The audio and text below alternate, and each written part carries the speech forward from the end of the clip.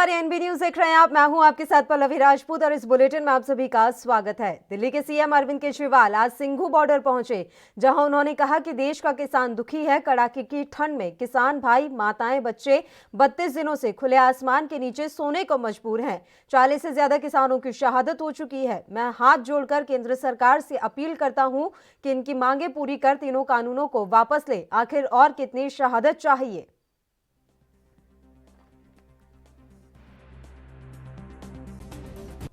आज हमारे देश के किसान दिल्ली के बॉर्डर पे यहाँ पे आए हुए हैं।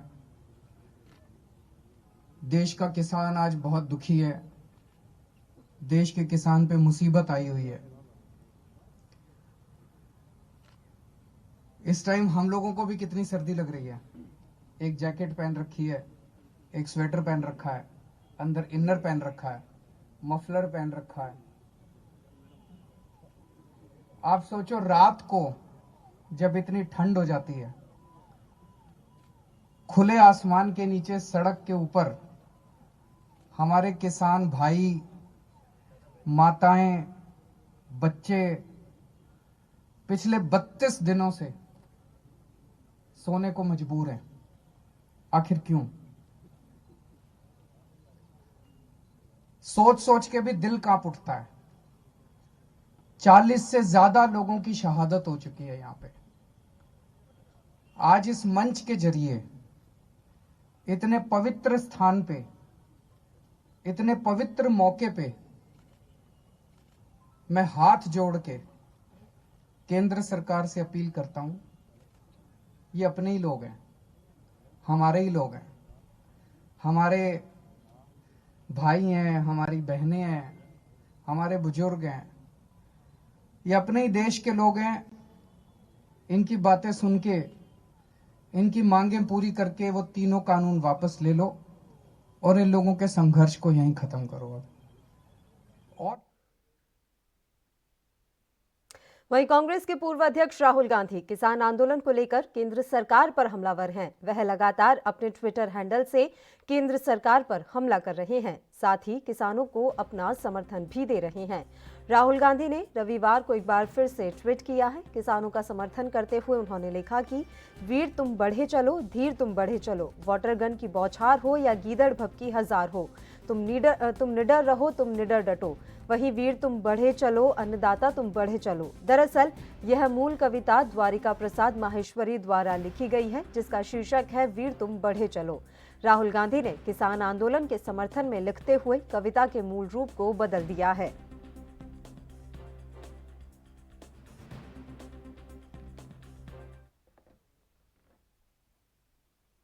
वहीं भारतीय जनता पार्टी के राष्ट्रीय अध्यक्ष जेपी नड्डा ने राहुल गांधी पर किसानों के मुद्दे को लेकर राजनीति करने का आरोप लगाया है। उन्होंने अपने ट्विटर हैंडल पर लिखा, ये क्या जादू हो रहा है राहुल, पहले आप जिस चीज की वकालत कर रहे थे अब उसका ही विरोध कर रहे हैं। देश हित, किसान हित से आपका कुछ लेना देना नहीं है, आपको सिर्फ राजनीति करनी है। लेकिन आपका दुर्भाग्य है कि अब आपका पाखंड नहीं चलेगा। देश की जनता और किसान आपका दोहरा चरित्र जान चुके हैं।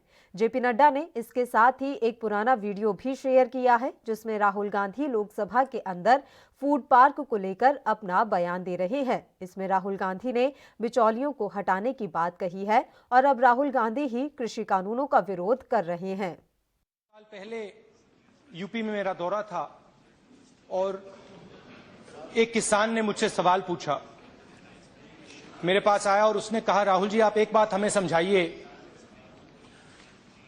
हम आलू बेचते हैं 2 रुपए किलो, मगर जब हमारे बच्चे चिप्स खरीदते हैं तो 10 रुपए का पैकेट आता है, उसमें 1 आलू होता है।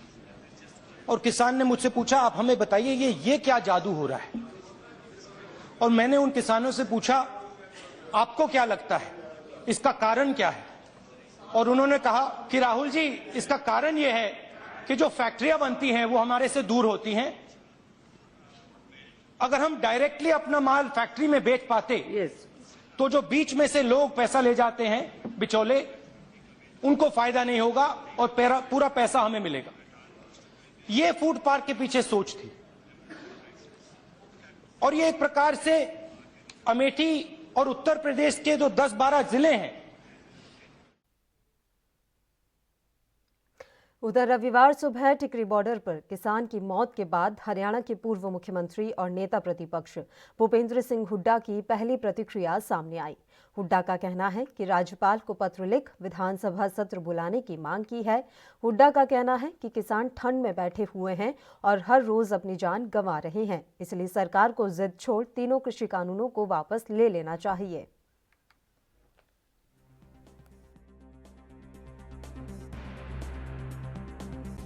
तो महीने से ज़्यादा हो गई, इतनी ठंड में बैठे हैं और इसी वास्ते हमने राज्यपाल जी को पत्र लिखकर निवेदन किया है कि तुरंत जो है असेंबली का सेशन बुलाया जाए ताकि हम अविश्वास पत्र इस सरकार के खिलाफ लेके आएंगे, क्योंकि सरकार लोगों का और विधायकों का जो है विश्वास खो चुकी है।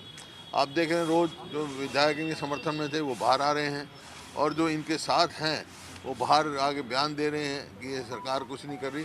तो इस वास्ते तुरंत जो है फिर हम जो पत्र लिखा है और कल मुख्यमंत्री जी का बयान आया कि कोई मुद्दा ही नहीं है विपक्ष के पास। इससे बड़ा मुद्दा क्या होगा? किसान आत्महत्याएं कर रहे हैं, किसान मर रहे हैं, किसान इतने एक महीने से बैठे हैं, इससे कानून व्यवस्था। पंजाब के गुरुद्वारा श्री फतेहगढ़ साहिब में शहीदी सभा के दौरान नगर कीर्तन निकाला गया। नगर कीर्तन में भारी संख्या में श्रद्धालु इकट्ठा हुए। बता दें कि श्री फतेहगढ़ साहिब में हर जगह लंगर लगाए गए थे।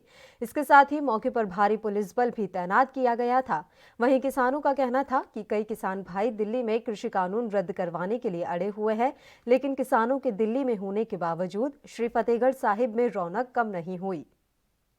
शहीदी सभा है वो यहाँ चल रहे हैं। यहाँ पे सभा में सारे श्रद्धालु जो है वो इकट्ठे हो रखे हैं। मैं आपको दिखा दूं, यहाँ पे पीछे से नगर कीर्तन भी निकल रहा है और काफी सारी जो आप तस्वीरें देख रहे हैं और रौनक जो आप देख रहे हैं, जो रौनक देख रहे हैं वो आप साफ नजर आ रही है आपको तस्वीरों में। यहाँ पर इतनी भीड़ है कि आप कदम नहीं रख सकते हैं। सभा है ना, ये हमारे गुरु गोविंद सिंह जी के सबसे छोटे पुत्र बाबा जोरावर सिंह जी, बाबा फतेह सिंह जी को अपना धर्म परिवर्तन करने के लिए, इस जगह के लिए, इस धर्म परिवर्तन करने के लिए उन्होंने कहा था कि आप अपना धर्म परिवर्तन कर लो, हम आपको लाखों करोड़ों सब कुछ देंगे, बस अपना धर्म परिवर्तन कर लो। उन्होंने अपना धर्म परिवर्तन नहीं किया, इसीलिए उन्होंने अपनी कुर्बानी दे दी। यहाँ हम शहीदी दिवस पे आए हैं, महाराज की अपने साहिबजादों की शहीदी को याद को ताज़ा करने के लिए।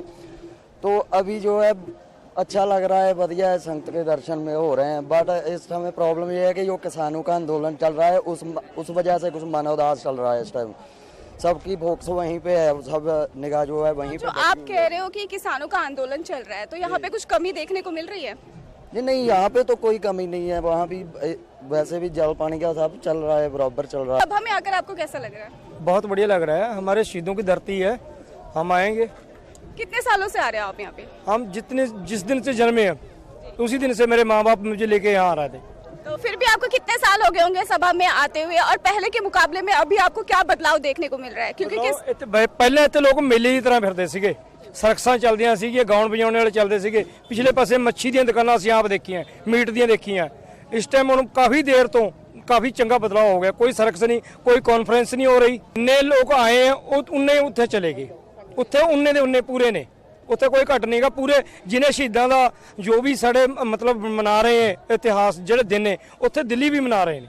पूरे उत्थे ढाडी जथे लग रहे हैं, कविशरी लग रहे हैं, जो भी कलाकार साड़ी बहुत मदद करते, पूरा सारा पूरे जोश नाल मना रहे हैं उत्थे भी शहीदी दिहाड़ा। तो देखा आपने कि शहीदी दिहाड़ा जो है वो कैसे मनाया जा रहा है। यहाँ पे श्रद्धालु की कोई कमी देखने को नहीं मिल रही है। जैसे कि दिल्ली में भी किसान जो है वो अपने काम में लगे हुए हैं, कृषि कानून वापस लेने की मांग पे अड़े हुए हैं। उसी तरह यहाँ सभा में भी जो लोग हैं, श्रद्धालु आए हुए हैं, वो किसी चीज की कमी नहीं रख रहे हैं। कैमरामैन शशिपाल के साथ सुमन पाल की रिपोर्ट। पूरे पंजाब की तरह मानसा से मुस्लिम फ्रंट पंजाब का एक जत्था सूबा अध्यक्ष हंसराज मोफर की अगुवाई में दिल्ली धरने के लिए रवाना हुआ। धरने में जाते मुस्लिम भाईचारे के लोगों ने कहा कि हम पहले भी किसान संघर्ष में शामिल हैं और अब फिर से मुस्लिम फ्रंट पंजाब की अगुवाई में पंजाब के विभिन्न जिलों से दिल्ली धरने में शामिल होने के लिए जा रहे हैं। उन्होंने कहा कि पंजाब के विभिन्न जगहों से जाने वाले लोग टिकरी बॉर्डर पर इकट्ठा हो रहे हैं। उन्होंने कहा कि यह संघर्ष किसी एक वर्ग का नहीं है, इसलिए जरूरी है कि हम भी वहां शमूलियत करें और यह हमारा फर्ज बनता है।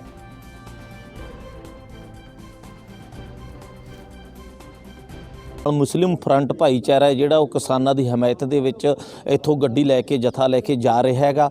ਤਾਂ ਹਰ ਦੇਸ਼ ਦੇ ਕੋਨੇ-ਕੋਨੇ ਤੋਂ ਲੋਕ ਆ ਰਹੇ ਨੇ। ਇਸ ਲਈ ਜਿਹੜਾ ਮੋਦੀ ਡਰਾਮੇ ਕਰ ਰਿਹਾ ਹੈ ਮਨ ਦੇ ਬਾਤ ਸੁਣਾਉਣ ਦੇ, ਉਹਨੂੰ ਅਸੀਂ ਰਿਜੈਕਟ ਕਰਦੇ ਹਾਂ। ਸਾਡੀਆਂ 30 ਕਿਸਾਨ ਜਥੇਬੰਦੀਆਂ ਵੱਲੋਂ ਅੱਜ ਸੱਦਾ ਦਿੱਤਾ ਗਿਆ ਕਿ ਇੱਥੇ ਥਾਲੀਆਂ ਖੜਕਾ ਕੇ ਉਹਦਾ ਵਿਰੋਧ ਕੀਤਾ ਜਾਊਗਾ। ਜਿੰਨਾ ਸਮਾਂ ਮੋਦੀ ਸਰਕਾਰ ਇਹਨਾਂ ਕਾਲੇ ਬਿੱਲਾਂ ਨੂੰ ਰੱਦ ਨਹੀਂ ਕਰ ਦਿੰਦੀ, ਉਨਾ ਸਮਾਂ ਅਸੀਂ ਮੋਦੀ ਦੀ ਹਰ ਗੱਲ ਦਾ ਵਿਰੋਧ ਕਰਾਂਗੇ। ਇੱਥੋਂ ਰੋਜ਼ਾਨਾ ਦਿਨੇ ਰਾਤ ਅਸੀਂ ਜਿਹੜੇ ਜਥਿਆਂ ਦੇ ਰੂਪ 'ਚ ਦਿੱਲੀ ਵੱਲ ਨੂੰ ਜਾਵਾਂਗੇ। ਆਉਣ ਵਾਲੇ ਸਮੇਂ ਦੇ ਵਿੱਚ ਦਿੱਲੀ ਦਾ ਕੋਈ ਵੀ ਕੋਨਾ ਉਹ ਨਹੀਂ ਹੋਊਗਾ ਜਿਹੜਾ ਸਾਡੇ ਸੰਘਰਸ਼ਸ਼ੀਲ ਲੋਕਾਂ ਦਾ ਭਰਿਆ ਨਹੀਂ ਹੋਊਗਾ। ਇਹਦੀ ਜ਼ਿੰਮੇਵਾਰ ਫਿਰ ਮੋਦੀ ਸਰਕਾਰ ਹੋਣੀ। ਅਸੀਂ ਜਿਸ ਤਰ੍ਹਾਂ ਪਹਿਲਾਂ ਵੀ ਸੰਘਰਸ਼ ਦੇ ਵਿੱਚ ਸ਼ਾਮਲ ਹਾਂ, ਅੱਜ ਵੀ ਕਿਸਾਨ ਸੰਘਰਸ਼ ਦੇ ਵਿੱਚ ਸ਼ਾਮਲ ਹੋਣ ਵਾਸਤੇ ਮੁਸਲਿਮ ਫਰੰਟ ਪੰਜਾਬ ਦੀ ਅਗਵਾਈ ਦੇ ਵਿੱਚ ਪੰਜਾਬ ਦੇ ਵੱਖ-ਵੱਖ ਜ਼ਿਲ੍ਹਿਆਂ ਦੇ ਵਿੱਚੋਂ ਜਾ ਰਹੇ ਹਾਂ। ਮਾਨਸਾ ਜ਼ਿਲ੍ਹੇ ਦੇ ਵਿੱਚੋਂ ਤਕਰੀਬਨ ਇੱਕ ਗੱਡੀ ਜਾ ਰਹੀ ਹੈ ਤੇ ਬਾਕੀ ਥਾਵਾਂ ਤੋਂ ਵੀ ਇਸ ਤਰ੍ਹਾਂ ਦੀ ਗੱਡੀਆਂ ਉੱਥੇ ਆ ਕੇ ਇਕੱਠੇ ਟਿੱਕਰੀ ਬਾਰਡਰ ਤੇ ਅਸੀਂ ਇਕੱਠੇ ਹੋਣਾ, ਕਿਉਂਕਿ ਇਹ ਇੱਕ ਜਿਹੜਾ ਕਿਰਤੀ ਵਰਗ ਦਾ ਸੰਘਰਸ਼ ਹੈ, ਕਿਸੇ ਇੱਕ ਦਾ ਨਹੀਂ ਹੈਗਾ। ਇਸ ਕਰਕੇ ਸਾਡਾ ਇਹ ਜ਼ਰੂਰੀ ਹੈ ਕਿ ਅਸੀਂ ਵੀ ਉੱਥੇ ਸ਼ਮੂਲੀਅਤ ਕਰੀਏ जिस तरह ਅਸੀਂ साल 2020 में पीएम मोदी ने आखिरी बार मन की बात की, लेकिन इस बार जब तक उन्होंने देश की जनता को संबोधित किया तब तक थाली बजाकर किसानों ने विरोध किया। हरियाणा के अंबाला में किसानों के साथ बच्चों ने भी ताली और थाली बजाई। वहीं कार्यक्रम शुरू होने से पहले कहा जा रहा था कि पीएम किसान आंदोलन पर बात कर सकते हैं, लेकिन पीएम मोदी ने किसानों के ऊपर एक शब्द भी नहीं कहा। लेकिन जैसा कि किसानों ने पहले ही कहा था कि पीएम के कार्यक्रम का विरोध करेंगे, वो उन्होंने किया।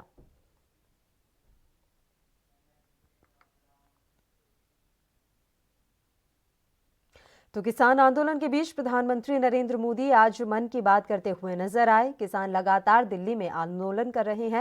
उन्होंने पहले ही कहा था कि वो थाली बजाकर पीएम मोदी के कार्यक्रम का विरोध करेंगे। वैसा ही हुआ भी। हरियाणा के जिला रोहतक में मकड़ोली टोल टैक्स पर प्रधानमंत्री की मन की बात का विरोध किया गया। इस दौरान किसान नेता गुरनाम सिंह चढ़ूनी सहित सैकड़ों की संख्या में किसान थाली पीटते हुए दिखाई दिए।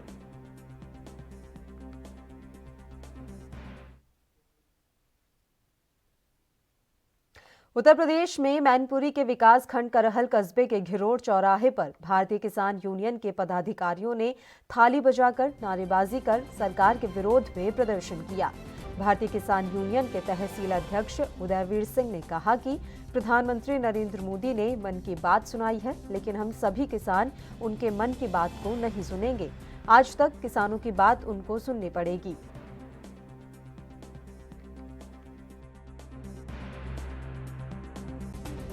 हम कहना चाह रहे हैं कि बहुत होली मन की बात, मोदी जी ने बहुत मन की बात कर ली। एक बार किसानों की मन की बात भी सुनते तो बढ़िया था। आज हम किसानों की बात, मन की बात किसान कह रहे आ रहा है, वो आपको सुननी पड़ेगी। और आगे अब मन की बात कभी नहीं सुनेंगे, अब किसान के मन की बात सुनते रहिए। क्या चाह रहा किसान, और कहने के लिए तो क्या कहें, जुमलेबाजियों से काम नहीं चलेगा। मोदी जी अब लाइन पे आ जाइए, किसान उठ के खड़ा हो गया है, इसके सामने आप टिक नहीं पाएंगे, इसलिए नतमस्तक हो जाइए। और प्रवर्तन निदेशालय ने रविवार को शिवसेना सांसद संजय राउत की पत्नी वर्षा राउत को नोटिस भेजा है। ये नोटिस पीएमसी बैंक घोटाले की जांच के मामले में भेजा गया है। सूत्रों के अनुसार वर्षा राउत को 29 दिसंबर को पूछताछ के लिए बुलाया गया। सूत्रों के मुताबिक संजय राउत के नजदीकी प्रवीण राउत को कुछ दिन पहले ईडी ने गिरफ्तार किया था। बताया जा रहा है कि प्रवीण राउत के अकाउंट से कुछ ट्रांजैक्शन वर्षा राउत के अकाउंट में हुआ। अब इसी संबंध में ईडी जानकारी जुटाना चाह रही है।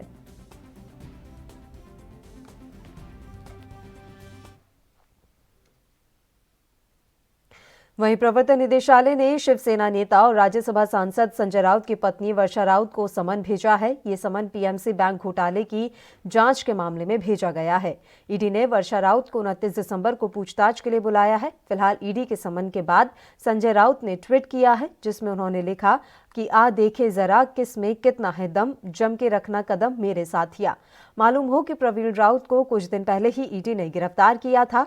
प्रवीण के अकाउंट से जो ट्रांजैक्शन वर्षा राउत के अकाउंट में हुआ था, उसे लेकर ईडी जानकारी जुटाना चाह रही है।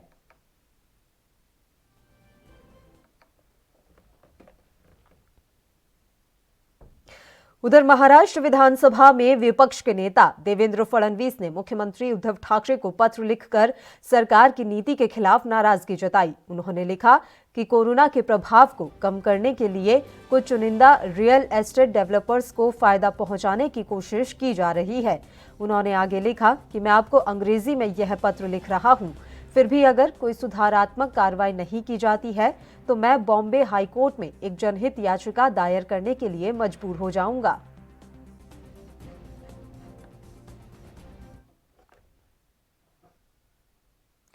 सुशांत सिंह राजपूत की सीबीआई जांच को शुरू हुए 5 महीने हो गए हैं, लेकिन सुशांत मामले में कोई अपडेट अभी तक सामने नहीं आया है।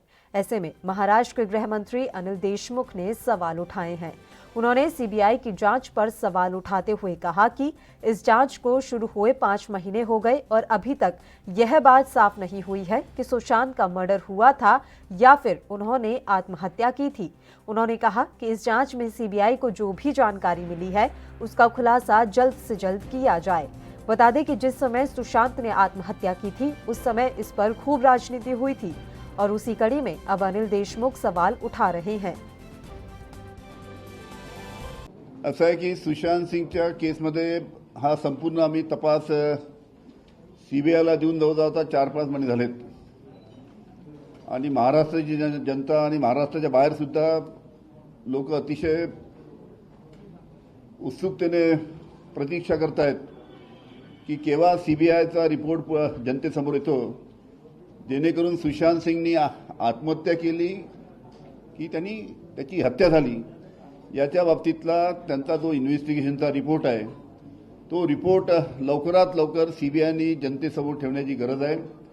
आज गृहमंत्री म्हणून मला अनेक लोक प्रश्न विचारतात की वहीं आरसीपी सिंह को जनता दल यूनाइटेड का नया अध्यक्ष नियुक्त किया गया है। राष्ट्रीय कार्यकारिणी की बैठक में नीतीश कुमार ने कहा कि एक साथ 2 पद संभालना आसान नहीं हो रहा है। बिहार का मुख्यमंत्री और जेडीयू का राष्ट्रीय अध्यक्ष दोनों भूमिका एक साथ निभाना आसान नहीं था। नीतीश कुमार ने आरसीपी सिंह के नाम का प्रस्ताव रखा और फिर बाकी सदस्यों ने इसका समर्थन किया। आरसीपी सिंह को नीतीश कुमार का बेहद करीबी माना जाता रहा है। बिहार चुनाव के दौरान भी कई विषयों को लेकर नीतीश कुमार इनसे सलाह मशवरा करते थे। नीतीश कुमार पहले भी कई बार आरसीपी सिंह को पार्टी नेतृत्व देने की बात कह चुके थे।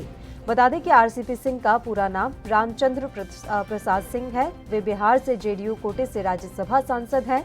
नीतीश के जिले नालंदा के रहने वाले आरसीपी सिंह पहले यूपी कैडर में आईएएस अफसर थे और नीतीश सरकार में प्रिंसिपल सेक्रेटरी रह चुके हैं।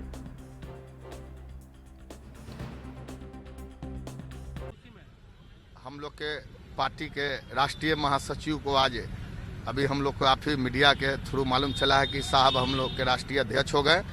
तो हम लोग का जो परंपरा है खुशी का, कार्यकर्ताओं में जश्न मनेगा अब, क्योंकि बिहार में माननीय मुख्यमंत्री जी और पूरे पार्टी को देखने के लिए रामचंद्र बाबू को जो जिम्मेवारी मिल रही है, पूरे उत्साह और पूरे कार्यकर्ताओं में जश्न का माहौल है।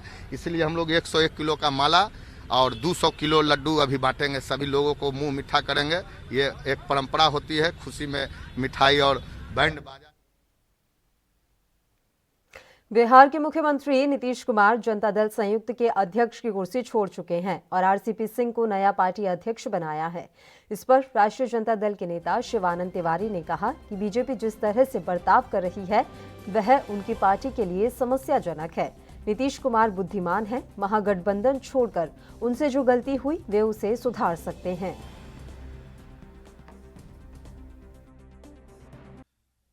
अभी अरुणाचल प्रदेश में जो भारतीय जनता पार्टी ने इनके साथ व्यवहार किया, इसको भी सब लोगों ने देखा है। यहाँ भी वो व्यवहार शुरू हो गया है। उत्तर प्रदेश के तर्ज पर लव जिहाद के खिलाफ कानून बनाने की मांग जो है, आज के अखबार में भी खबर छपी है इसकी। अब क्या यह आरसीपी सिंह का भी हश्र जॉर्ज फर्नांडिस और शरद यादव होगा क्या? उनकी क्या हैसियत है भाई? जॉर्ज फर्नांडिस और शरद यादव को क्यों छोटा बना रहे हैं? उनकी क्या हैसियत है? उनको जिस तरह से नीतीश कुमार ने, वो ठीक है, बनाया, बिरादरी का भी मामला है, नालंदा जिला का भी मामला है, लेकिन सबसे बड़ा है कि इस क्राइसिस के समय माने सबसे बुरी हाल 43 सीट पर आ गए हैं। जो पहले मैंने बड़े भाई की भूमिका थी, अब छोटे भाई की भूमिका में आ गए। और जिस तरह से भारतीय जनता पार्टी उनके साथ व्यवहार कर रही है, तो एक ढंग से संकट का मैंने हमको लगता है कि मैंने ग्रह जो है चढ़ गया है नीतीश कुमार के पार्टी पर। तो इस समय तो मैंने और ज़रूरत इस बात की थी कि नीतीश कुमार जो है ये संकट की जो घड़ी है और जो जाल भारतीय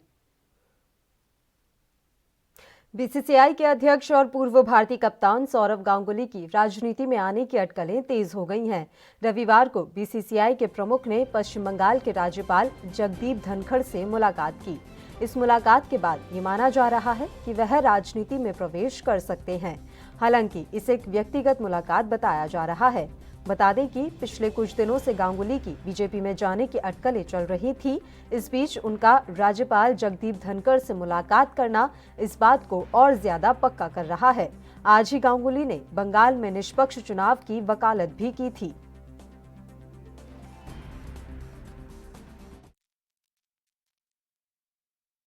पश्चिम बंगाल के राज्यपाल जगदीप धनखड़ ने रविवार को मीडिया में बड़ा बयान देते हुए कहा कि वर्ष 2021 राज्य के लिए चुनौतीपूर्ण होने वाला है। उन्होंने राज्य में हो रही हिंसा के लिए भी नाराजगी जताई है। उन्होंने कहा कि सभ्य समाज में हिंसा का कोई स्थान नहीं है और हमें इस हिंसा पर रोक लगाने की कोशिश करनी चाहिए, जिसने राज्य को बुरी तरह जकड़ लिया है। उन्होंने कहा कि बंगाल में आने वाले समय में बदलाव की जरूरत है।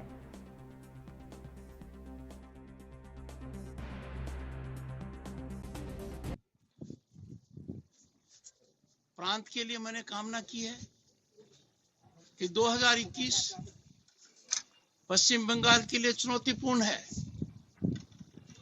देश और दुनिया की नजर है। प्रथम सेवक की हैसियत से मेरे उत्तरदायित्व को दृष्टिगत रखते हुए, संविधान के तहत मेरी शपथ को ध्यान में रखते हुए, संविधान की मूल भावना को सामने रखकर लक्ष्य रहेगा हमारे जीवन में हिंसा का कोई स्थान नहीं है। हिंसा किसी भी व्यवस्था और समाज पर वो कलंक है जो कभी नहीं होना चाहिए। प्रांत की ये पहचान होना कि प्रजातांत्रिक व्यवस्था के सबसे बड़े उत्सव चुनाव में हिंसा होगी, हमें इसको तिलांजलि देनी है। हमें जो पीछे अब तक उत्तर प्रदेश के गांवों में प्रधानी का कार्यकाल पूरा हो गया है, लेकिन प्रदेश में अगले पंचायती चुनाव को लेकर तारीखों का ऐलान नहीं हुआ है। ऐसे में समाजवादी पार्टी के मुखिया अखिलेश यादव ने योगी सरकार पर निशाना साधा। उन्होंने कहा कि उत्तर प्रदेश में बीजेपी सरकार ने बिना नए चुनाव कराए ग्राम पंचायतें भंग कर दी। बड़े चुनाव तो हो रहे हैं, लेकिन लोकतंत्र में जनप्रतिनिधित्व की सबसे छोटी इकाई के चुनावों के लिए सरकार अपने को अक्षम बता रही है। ऐसी ही सरकार उत्तर प्रदेश क्या चलाएगी? उन्होंने कहा कि बीजेपी लोकतंत्र की बुनियाद पर चोट ना करे।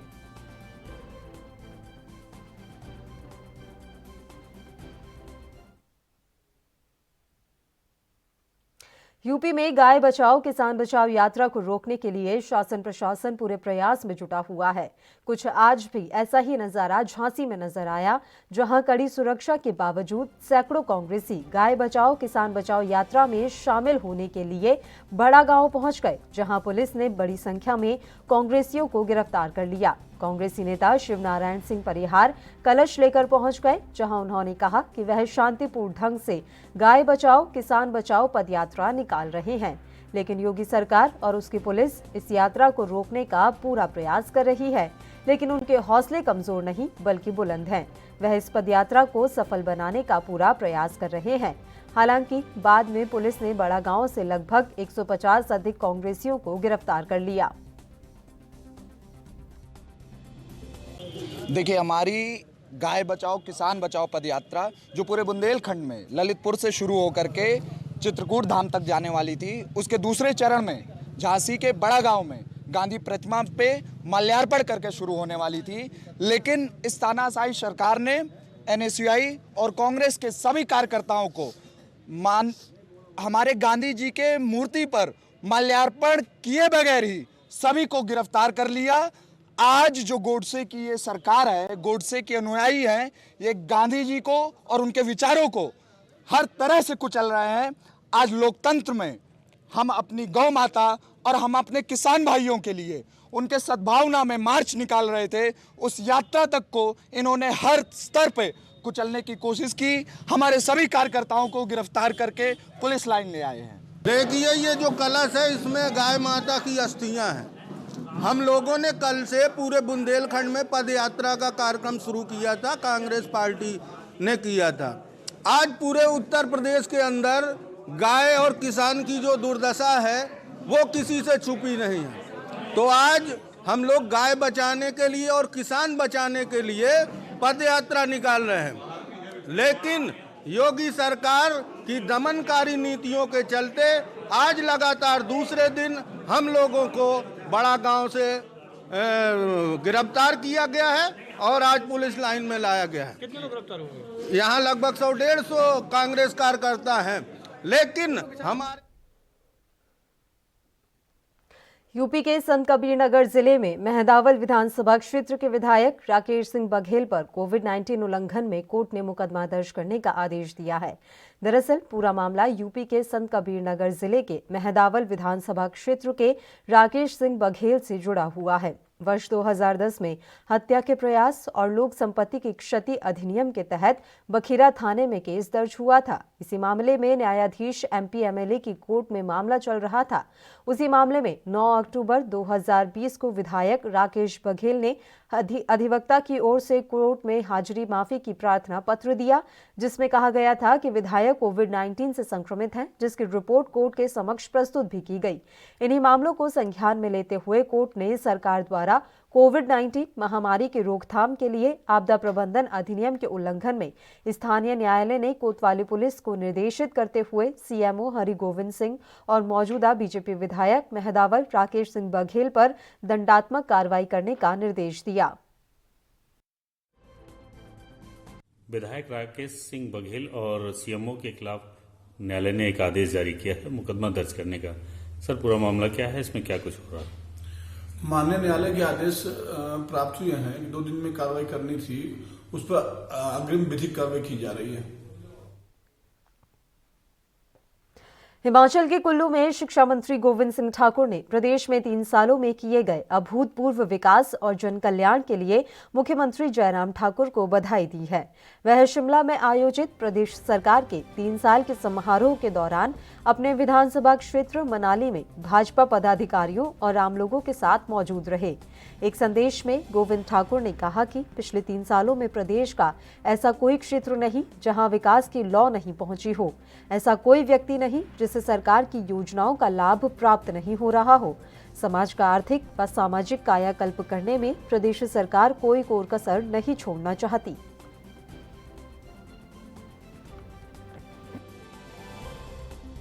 सरकार हिमाचल प्रदेश के मुख्यमंत्री श्रीमान जयराम ठाकुर जी के नेतृत्व में शानदार तरीके से अपने 3 वर्ष आज पूरे किए हैं। ये 3 वर्ष का कार्यकाल अनेकों उपलब्धियों से भरा, सफलतम और शानदार रहा है। और इस 3 वर्ष के कार्यकाल में श्री जयराम ठाकुर जी की सरकार ने अनेकों नए इनिशिएटिव प्रदेश में दिए हैं और उन्होंने प्रदेश के हर वर्ग, हर क्षेत्र का सर्वांगीण विकास किया है।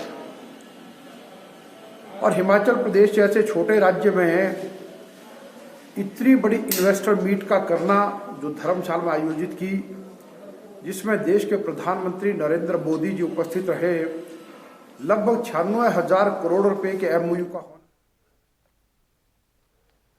बुलेटिन में खबरों का सिलसिला लगातार यूं ही जारी रहेगा। फिलहाल एक छोटे से ब्रेक के लिए हम यहां रुक रहे हैं। आप देखते रहिए एएनबी न्यूज।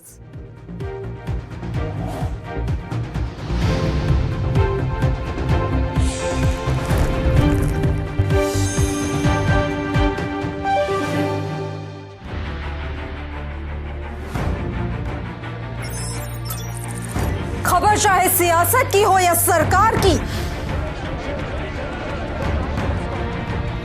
खबर चाहे भ्रष्टाचार की हो या गुनहगार की, दिन भर में क्या रहा देश जगत का हाल, किस मुद्दे ने बनाई किसकी सरकार, रखते हैं हम सब पर नजर, पहुंचाते हैं हम हर खबर। हम हैं ANB न्यूज। लखनऊ से लेकर चंडीगढ़ तक, मुंबई से लेकर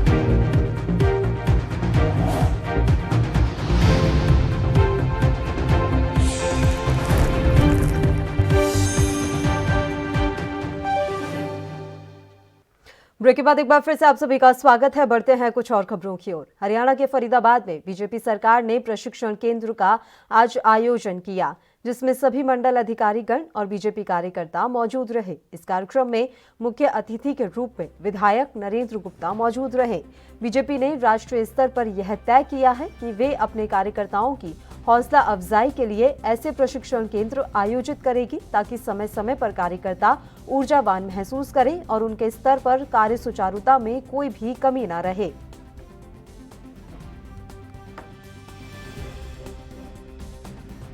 और सभी जो नेता, देखिए, पार्टी ने राष्ट्रीय स्तर पर तय किया कि अपने जितने भी पूरे देश में जितने भी मंडल स्तर से नीचे के भी कार्यकर्ता हैं, मंडल स्तर पर मीटिंग करके उसमें रहने वाले सभी कार्यकर्ताओं को जो काम करते हैं पार्टी की रीति नीतियों के बारे में बताया जाए। सब जगह 8 विषय उन्होंने रखे हैं, उसमें से एक विषय मेरे को लेने के लिए भेजा है। तो इस समय अपने लोगों को, कार्यकर्ताओं को मोटिवेट करते हैं, पार्टी की रीति नीतियों के बारे में बताते हैं, विभिन्न विषयों के बारे में उनको जानकारी देते हैं और उनसे लेते भी हैं। तो ये तो एक सतत प्रक्रिया है एक संगठन को चलाने के लिए। सर, कुछ जो अब हरियाणा में लगता है कहीं ना कहीं जो विपक्ष हावी होता जा रहा है, तो कैसे इस संगठन को और ज़्यादा मजबूत कर रहे हैं? लोगों में कहीं नाराजगी करना बने या कुछ ऐसा क्या सुझाव दिया जा रहा है? तो बड़ा एक मुझे तो लग रहा है बड़ा ख्याली पुलाव विपक्ष हमारा बना रहा है। कहीं विपक्ष वो मजबूत नहीं हो रहा। आप देखेंगे अब ये 30 तारीख को रिजल्ट आ। हरियाणा के अंबाला में निगम चुनाव के चलते कल और आज शराब बेचने पर प्रतिबंध लगा हुआ है, जिसको लेकर अंबाला पुलिस पूरी तरह से मुस्तैद है। अंबाला पुलिस ने सूचना के आधार पर देर रात GT रोड थाने के सामने नाका लगाकर भारी मात्रा में शराब बरामद की है। जानकारी देते हुए पुलिस अधिकारी ने बताया कि रात उन्हें सूचना मिली थी कि कोई व्यक्ति अंबाला कैंट की ओर से अंबाला सिटी की तरफ एक कार लेकर आ रहा है, जिसमें भारी मात्रा में शराब है। जिसके बाद उन्होंने GT रोड पर नाका लगाया। इस दौरान उन्होंने पाया कि कार में अलग अलग जगह शराब की बोतलें छुपाई हुई थी। पुलिस अधिकारी ने बताया कि कार में से उन्होंने 540 बोतल शराब की बरामद की है।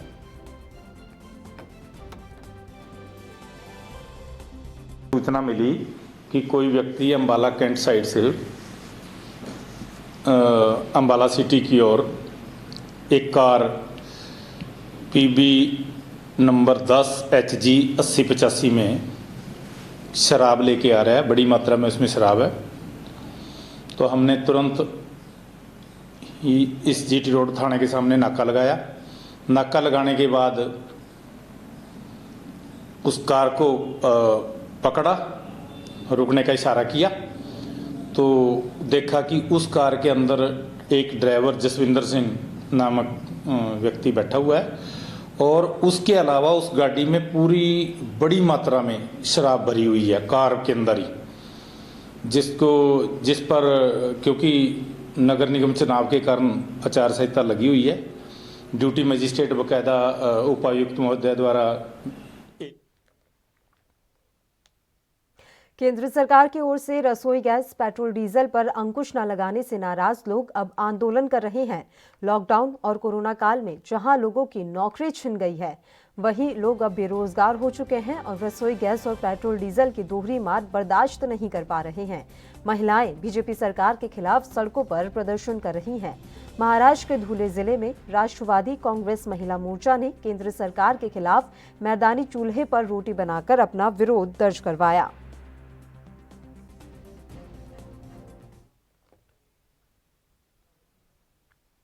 यूपी के मुरादाबाद में सोशल मीडिया पर धोखाधड़ी करने वाले अब भगवान राम के मंदिर के निर्माण के लिए चंदा एकत्रित करने के नाम पर लोगों को अपना शिकार बनाने की कोशिश में लगे हैं।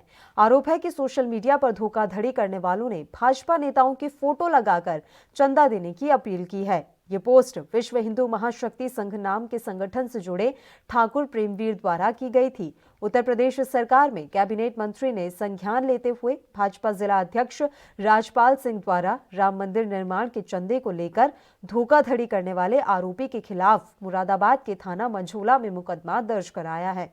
फिलहाल मुकदमा दर्ज होने के बाद यह पोस्ट सोशल मीडिया से डिलीट कर दी गई है। महासंघ करके कुछ संस्था बनाकर और उसकी रसीद छापकर वसूली का काम, धन संग्रह का काम राम मंदिर के नाम पे किए जाने की शिकायत जिलाध्यक्ष जी के माध्यम से मुझे मिली थी। माननीय जिलाध्यक्ष जी ने एक प्रार्थना पत्र देकर उस संस्था के और उसके जो संचालक हैं उनके खिलाफ मुकदमा दर्ज कराया है। और कोई भी हो जो गलत काम करेगा, फर्जीफिकेशन करेगा, उसे कानूनानुसार विधि सम्मत उसके खिलाफ कार्रवाई होनी चाहिए, ऐसी मांग जिलाध्यक्ष जी ने की है। मंत्री जी कहीं आपका नाम लिया है, ऐसा लिखा नहीं, उस पर जो उन्होंने छपाया है अपना, उस पर माननीय मुख्यमंत्री जी का, माननीय राष्ट्रीय अध्यक्ष जी का और जिलाध्यक्ष जी का मेरे फोटो हैं उसमें, लेकिन मुझे जिलाध्यक्ष जी के माध्यम से संज्ञान में लाया गया है और उन्होंने मुकदमा लिखाया है, इसकी सूचना मुझे मिली है।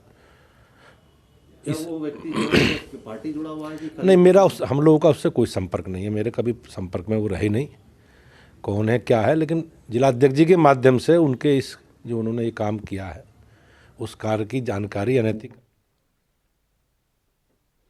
उत्तर प्रदेश के जालौन से एक बार फिर दरिंदगी की घटना सामने आई है। यहां एक 50 वर्षीय वहशी दरिंदे ने महज 5 वर्षीय मासूम को अपनी हवस का शिकार बना डाला। जहां माधोगढ़ कोतवाली क्षेत्र में स्थित मंदिर परिसर में अधेड़ ने दुष्कर्म जैसी घिनौनी वारदात को अंजाम दिया। जब मासूम बच्ची रोने और चीखने लगी तो परिजनों समेत आसपास के लोग जमा हो गए।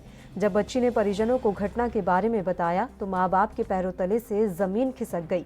आनन फानन में परिजनों ने पुलिस को सूचना दी और बच्ची को अस्पताल ले गए। हालांकि पुलिस ने तत्परता दिखाते हुए फौरन मामले को गंभीरता से लेते हुए आरोपी को गिरफ्तार कर मुकदमा दर्ज कर लिया। लेकिन सवाल ये उठता है कि आखिर कब तक मासूम बच्चियां ऐसे दरिंदों की दरिंदगी का शिकार होती रहेंगी।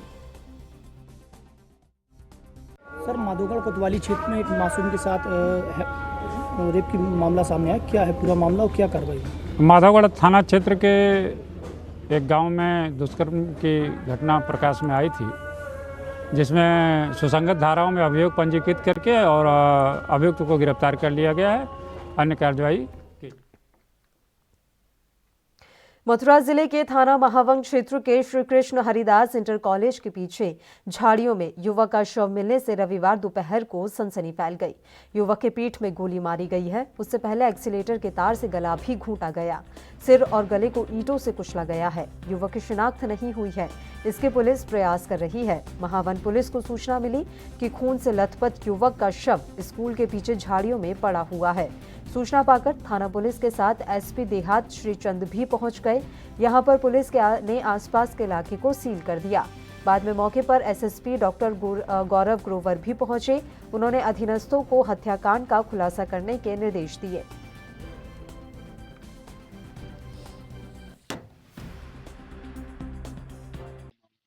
थाना महावन क्षेत्रांतर्गत यमुना नदी के किनारे एक शव मिला है।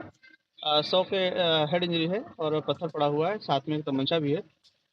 इसकी हत्या करके घटना कारित की गई है। शव की शिनाख्त नहीं हो पाई है। शिनाख्त का प्रयत्न किया जा रहा है, शीघ्र इसका खुलासा किया जाएगा। प्रथम दृष्टया सर देखने से क्या प्रतीत हुआ? प्रथम दृष्टया तो मारा पीटा ही गया है और बॉडी अज्ञात है, इसे ज्ञात करने की कोशिश की जा रही है। जांच में जो भी निकल गया वो, हाँ, जांच के पश्चात ही पीएम के पश्चात ही घटना के बारे में पता चलेगा। उम्र लगभग कितनी बताइए? यूपी के शामली जनपद के सिटी रेलवे स्टेशन पर कोरोना वायरस के चलते खड़ी ट्रेन के इंजन में अचानक संदिग्ध परिस्थितियों में आग लग गई। आग की सूचना शामली से हरिद्वार जाने के लिए ऋषिकेश अजमेर ट्रेन का वेट कर रहे यात्री ने आरपीएफ थाने को दी और वहीं कुछ देर बाद आरपीएफ जीआरपी पुलिस स्टाफ मौके पर पहुंचा, जहां मौके पर ट्रेन भभक भभक कर जल रही थी। कुछ अधिकारी इस दौरान आग की वीडियो बनाने में व्यस्त रहे। उधर इस मामले में फायर ब्रिगेड इंचार्ज का कहना है कि हम लोगों को फोन कर रेलवे स्टेशन से सूचना दी गई थी, जिससे हम 10 मिनट बाद ही मौके पर पहुंच गए और हम लोगों ने आग पर काबू पा लिया।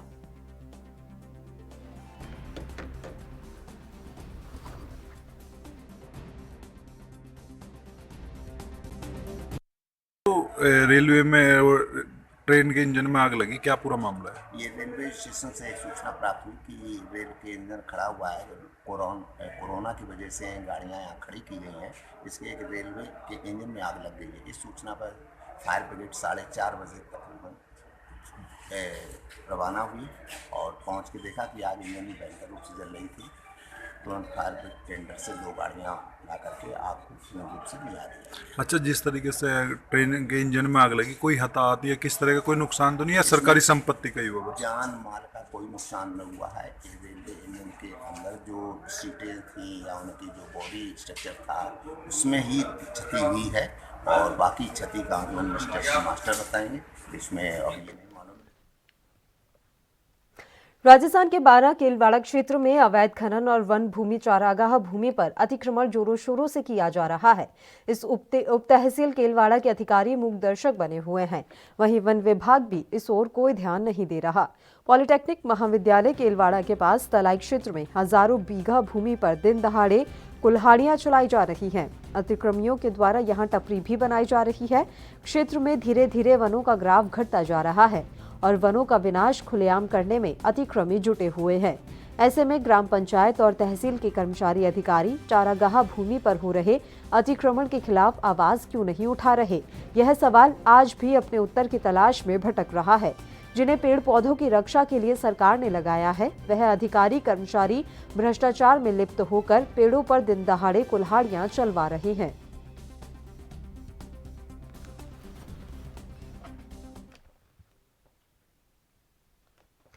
उत्तर प्रदेश के मथुरा से एक हैरान कर देने वाली खबर सामने आई है, जहां राया सोनई रेलवे स्टेशन के गेटमैन के संरक्षण में रेलवे चौकी जुआरियों का अड्डा बनी हुई है, जिसका वीडियो सोशल मीडिया पर जमकर वायरल हो रहा है। नशे और जुए के इस खेल में रेलवे के कर्मचारी भी शामिल हैं। नशे का यह खेल रेलवे कर्मचारियों के संरक्षण में खुलेआम होता है। आज नशे के खेल का वीडियो किसी ने बनाया। वीडियो में गेटमैन निखिल स्थानीय लोगों के साथ चौकी में अंदर नशा करता हुआ स्पष्ट दिखाई दे रहा है। स्थानीय लोगों ने इसकी जानकारी स्टेशन मास्टर को दी, लेकिन अभी तक कोई कार्रवाई नहीं हो सकी। अब सवाल उठता है कि जब रेलवे के कर्मचारी ही नशा करेंगे तो रेल किस तरीके से सुरक्षित रहेगी? समस्या ये है कि गेट नंबर 331 पे नशेबाजी, इसमें गांजा, जुआ, शराब ये चलती रहती है। कई बार हमने इसकी शिकायत पुलिस से भी की है, पर आज तक कोई सुनवाई नहीं हुई हमारी। न रेलवे ने सुना हमारी, और रेलवे के ब्रजेश और निखिल ये दोनों ड्यूटी देते हैं, ये करवाते हैं अपने उसमें रिया में। तो ये निखिल और ब्रजेश ये हैं कौन आखिर? आखिर ये गेट के गेटमैन हैं जी, इन्हीं के उसमें होता है संरक्षण में ये काम। तो आपने इसकी शिकायत कभी की क्या? पुलिस से हमने की थी, इससे पहले जो इंचार्ज ट्रांसफर हो गए उनसे हमने कहा था, बोले यहाँ ये होता है। फिर ये वहाँ से आके कुछ लोग जो है यहाँ रेलवे स्टेशन पे इकट्ठे हो जाते हैं। हरियाणा के बल्लभगढ़ में आज अलग अलग जिलों से प्राइवेट स्कूल एसोसिएशन ने बैठक की और स्कूलों को खोलने के प्रस्ताव को सरकार तक पहुंचाने पर चर्चा की। इस दौरान सभी ने अपना पक्ष रखा। लिहाजा ये तय किया गया कि कोरोना काल में शहरी और ग्रामीण क्षेत्रों के प्राइवेट स्कूल को एहतियातन दोबारा सुचारू करने में कोई बुराई नहीं है। एसोसिएशन के सदस्यों ने कहा कि हरियाणा में साक्षरता दर बढ़ाने और क्वालिटी शिक्षा देने में प्राइवेट स्कूल की अहम भूमिका है। वहीं प्राइवेट स्कूल एसोसिएशन के सभी सदस्यों का यह मानना है कि निजी विद्यालयों को भी खोलने की अनुमति सरकार से मिलनी चाहिए।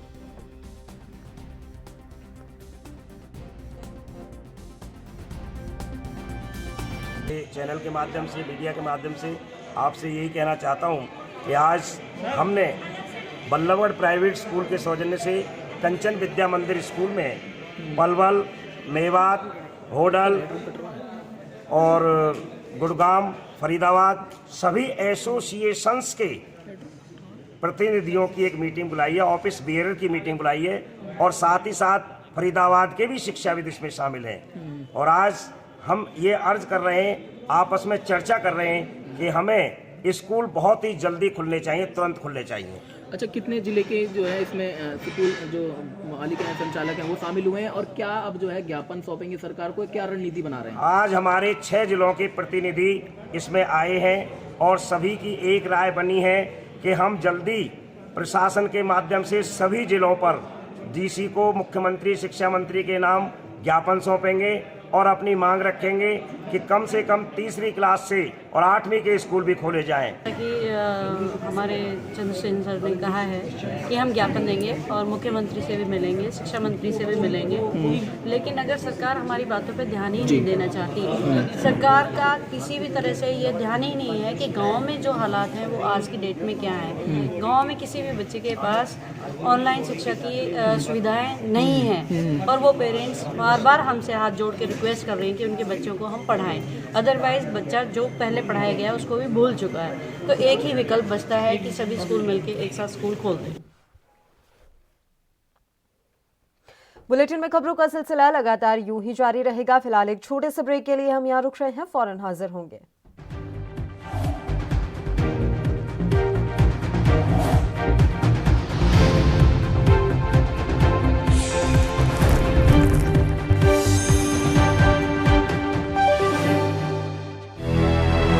लखनऊ से लेकर चंडीगढ़ तक, मुंबई से लेकर रायपुर तक, क्या है राजनीति की हलचल, क्या है समाज का मिजाज।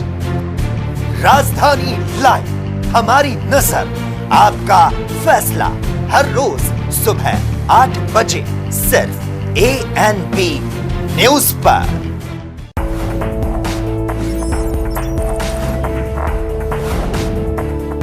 ब्रेक और ज्यादा खबरों के साथ देखिए ANP news in channel number पर।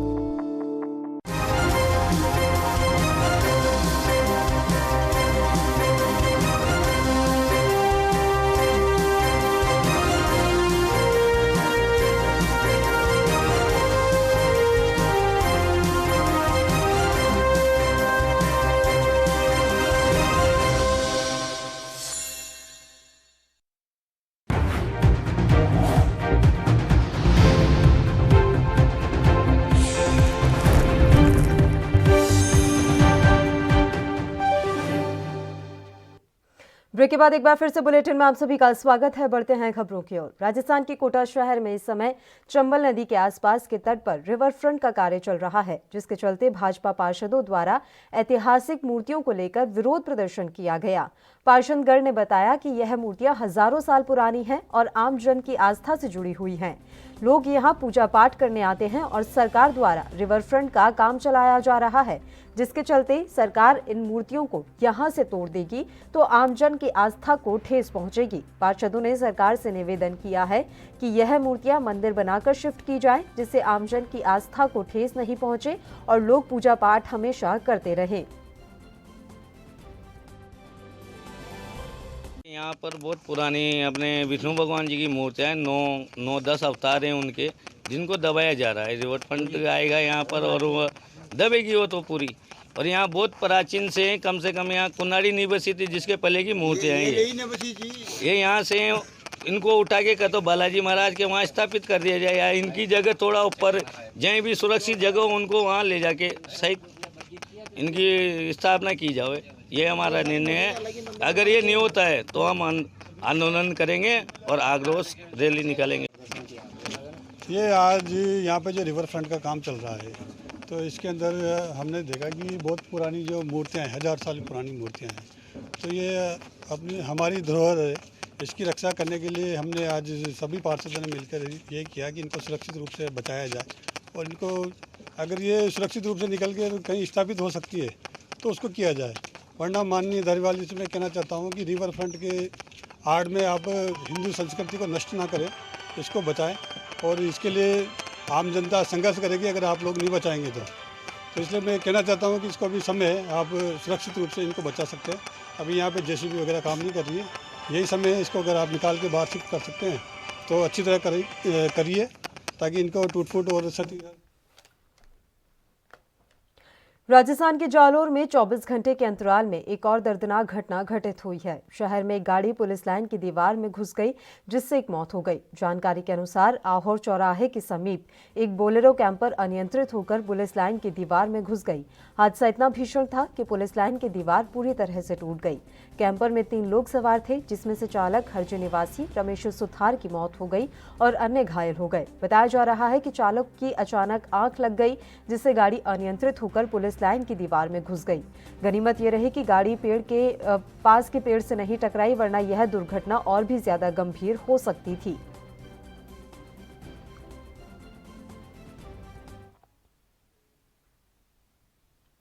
अब खबर यूपी के गोंडा से है, जहां शिक्षा माफियाओं द्वारा फर्जी अभिलेख और फर्जी नाम से शिक्षा विभाग में नौकरी दिलाने के नाम पर बड़े पैमाने पर खेल चल रहा था। अनामिका प्रकरण सामने आने के बाद सरकार के निर्देश पर फर्जीवाड़े पर नकेल कसना शुरू हो चुका है। गोंडा जिले के बेसिक शिक्षा विभाग में अब तक 52 शिक्षकों के अभिलेख जांच में फर्जी पाए गए हैं। बेसिक शिक्षा विभाग फर्जी शिक्षकों पर विभाग द्वारा मुकदमा दर्ज कराकर विभागीय कार्यवाही के बाद अब जिला बेसिक शिक्षा अधिकारी ने 52 फर्जी शिक्षकों से 8 करोड़ 32 लाख रुपए की रिकवरी का आदेश जारी कर दिया है, जिसके बाद जिले के बेसिक शिक्षा विभाग और फर्जी टीचर्स में हड़कंप मच गया है। हमारे यहाँ विभिन्न प्रकरणों में 52 शिक्षक जो है फर्जी मिले हैं और बर्खास्त भी हो चुके हैं, FIR भी दर्ज हो चुकी है। इनके खिलाफ एक रिकवरी नोटिस जारी कर दी गई, फिर दोबारा जारी कर दी गई है। और जो रिकवरी का वो है मूल्य है, जो धन है, करीब 8 करोड़ 32 लाख समथिंग आ रहा है। इतने रिकवरी की नोटिस जारी की गई है और इनको एक फंड बता दिया है, एक वो मद बता दिया है कि इस मद में आप जमा करिए। तो यदि अब नहीं जमा करते हैं तो फिर इनको जो है प्रशासन के माध्यम से राजस्व विभाग इनसे वसूली की जाएगी। इन लोगों ने किस तरीके से नौकरियाँ दिलाई थी, क्या उसमें कई टाइप का, कुछ लोगों ने तो दूसरे के नाम पर किया था, कुछ लोगों ने फर्जी मार्कशीट लगाया था। और संभाग के सबसे बड़े MBS अस्पताल प्रशासन की बड़ी लापरवाही के चलते मोर्चरी के आसपास रहने वाले लोगों का निकलना तक मुश्किल हो गया है। बता दें कि यहां मोर्चरी में आने वाले मृतक के परिजनों को ही नहीं, बल्कि आसपास के निवास करने वाले कर्मचारियों को भी संक्रमण का खतरा बढ़ता जा रहा है। राजस्थान के बांदा की ये जानकारी हम आप तक पहुंचा रहे हैं। दरअसल यहां अस्पताल प्रशासन की लापरवाही के चलते मोर्चरी के आसपास ही खुले मैदान में PPE किट, मास्क और अस्पताल का कचरा खुले में डाला जा रहा है। इतना ही नहीं, इस कचरे और बायो वेस्ट का लंबे समय से उठाव भी नहीं होने के कारण स्थानीय लोगों में भारी आक्रोश है। स्थानीय लोग इसे लेकर कई बार आवाज उठा चुके हैं, लेकिन उनकी समस्या जस की तस बनी हुई है। सर, इस तरह की परेशानी आ रही है। हम यहाँ पे बैठे रहते हैं, दिन भर रात दिन काम करते हैं, है ना। उसके बाद भी बदबू आती है। उन लोगों ने एक बहुत ज़्यादा कचरा कर रखा है ना। बिना मास्क के तो रहा नहीं जा सकता। यहाँ तो दिन भर भूखे रहना पड़ता है। जब जाके तो घर जाके खाना खाते 3:30-4 बजे। कोविड का खतरा भी आता है, सारा का यहाँ आता है, ये पड़ा ठीक वगैरह सारा पड़ा, किट वगैरह सारी गंदगी यहाँ पड़ी है। काम करने में बड़ी परेशानी आती है। काम करने में बहुत परेशानी आती है। बांस लगा के रखे कि इनकी बदबू सूंघेंगी, बोडिया फाड़ेंगे कि इनको देखेंगे। पूरी स्मेल आती है। नाम बताए आपका? विकास। काम करने में हमें बहुत परेशानी आती है। ये हवा के, हमारा तो काम ही पूरा बाहर का है। हवा के साथ साथ मतलब खाना खाने में हम यहाँ टिप्पण लेके आते हैं ना, तो वो भी खाना खाया ही नहीं जाता हमारे से। ये हालत है यहाँ की। यहाँ पे कौन सा ऑफिस है? ये लॉन्ड्री सर, जगह शिकायत है अभी अधिकारी से? नहीं की क्या शिकायत करें, हमारी कोई सुनता ही नहीं है। सर, यहाँ अधिकारी सबसे परेशानी चल रही है। ये हो गया, कोरोना तो चल रही है। एक बार तो आग लग गई थी सर, अभी कोई आगे नहीं देख रहा। जानवर लोच रहे हैं, बहुत बुरी कंडीशन होगी सर। अब कहाँ उड़ के उधर भी आता होगा आपको? आता है सर, हवा के साथ बदबू आ रही है, बहुत इन्फेक्शन थे। मुंबई में शनिवार रात को एक मंदिर में आग लगने से 2 लोगों की मौत हो गई है। यह हादसा चारकोप इलाके में स्थित एक मंदिर में हुआ, जिसमें 2 लोगों की मौत हुई है, जबकि एक व्यक्ति घायल हो गया है। आग बुझाने के लिए मौके पर पहुंची फायर ब्रिगेड की टीम ने ये जानकारी दी। फायर ब्रिगेड के मुताबिक हादसे के पीछे शॉर्ट सर्किट कारण हो सकता है। बताया जा रहा है कि जब ये हादसा हुआ उस वक्त लोग मंदिर के अंदर सो रहे थे और जब तक लोगों को घटना के बारे में पता चलता तब तक मंदिर के अंदर सो रहे लोग आग की चपेट में आ गए। मृतकों में सुभाष खोड़े और युवराज युवराज पवार शामिल हैं और दोनों की उम्र 25 वर्ष है।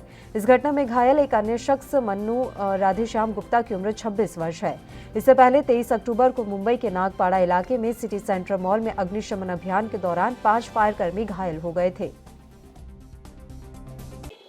घटना में 2 लोगों की डेथ हुई है, जो जिनका वास्तविक यहाँ नहीं है, वो रहते बाबरेकर नगर में। यहाँ का जो लड़का है गुप्ता करके, वो 90% से ज़्यादा जल चुका है। उसको शताब्दी रुग्णालय में अभी प्राथमिक ट्रीटमेंट के लिए एडमिट किया हुआ है। और 2 लोगों की आग कितने बजे लगी थी, किस वजह से लगी थी, क्या कुछ नहीं, ये घटना 3:30-4 बजे की घटना है, ऐसा मेरी जानकारी है, लेकिन उसके पहले भी हो सकती है। और ये आग शॉर्ट सर्किट के वजह से लगी है, ऐसा पुलिस का कहना है, क्योंकि फर्स्ट इन्फॉर्मेशन जो था वो यहाँ का नागरिक है, उन्होंने बताया कि जब हमने देखा तो बहुत आग भड़की हुई थी और उन्होंने उसको बुझाने की कोशिश की, लेकिन काफ़ी आग थी। तो प्राथमिक घटना से लगती है कि वो इस पे आग लगी हुई है।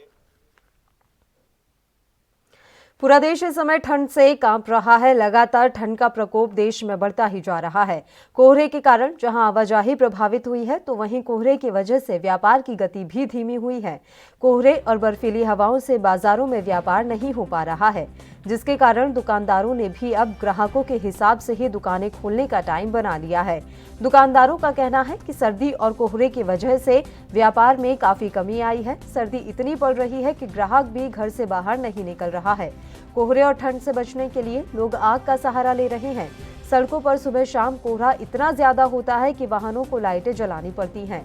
इसके अलावा कोहरे के कारण विजिबिलिटी भी काफी कम हो गई है।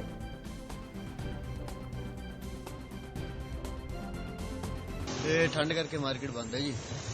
जब तक सूर्य वगैरह निकलता तब तक गाहक मार्केट चल नहीं है। तकरीबन 11-12 बजे बाद गाहक मार्केट थोड़ा बहुत चल रहा है। हाँ जी, मार्केट इस करके ਕਾਰਨ ਤਾਂ ਪਹਿਲੇ ਤਾਂ ਇੱਕੋ ਹੀ ਕਾਰਨ ਹੈ, ਜਿਹੜਾ ਠੰਡ ਪੈ ਰਹੀ ਹੈ। ਪਰ ਅਸੀਂ ਦੁਕਾਨਦਾਰ, ਸਾਡੇ ਲਈ ਤਾਂ ਠੰਡ ਬਹੁਤ ਵਧੀਆ ਹੈ। ਸਾਡਾ ਮਾਲ ਰੁਕਿਆ ਪਿਆ ਸੀਗਾ, ਉਹਦੇ ਵਿੱਚ ਥੋੜੀ ਜਿਹੀ ਸਪੀਡ ਆਈ ਹੈ।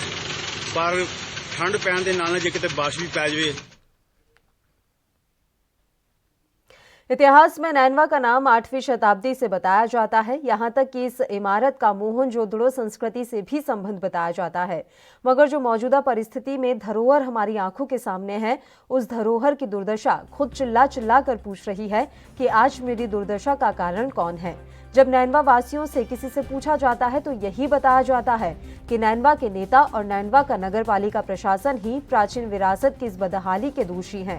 जिस धरोहर से नैनवा के 3 तालाब कभी जुड़ा हुआ करते थे, वह आज सूखे और कचरा पात्र बने हुए नजर आते हैं, जबकि पुरातत्व विभाग की जिम्मेदारी बनती है कि धरोहर का संरक्षण करे।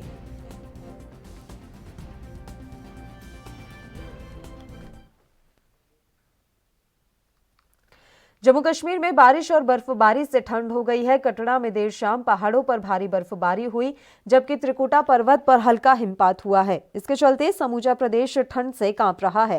आम जनजीवन पर इसका व्यापक असर पड़ रहा है। वहीं इस बर्फबारी से माता वैष्णो देवी के दर्शन करने आए भक्त काफी उत्साहित दिखाई दे रहे हैं।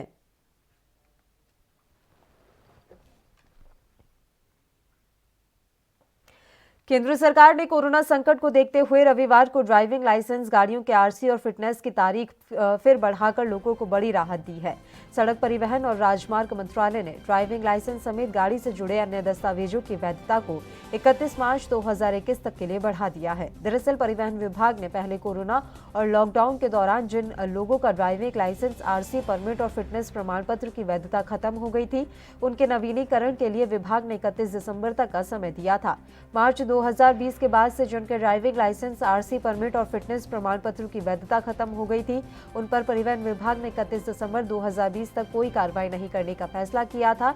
लेकिन अब एक बार फिर लोगों को राहत दी गई है। अब 31 मार्च 2021 तक आपके ड्राइविंग लाइसेंस, रजिस्ट्रेशन के कागज, गाड़ी का परमिट और फिटनेस सर्टिफिकेट 31 मार्च तक वैध माने जाएंगे।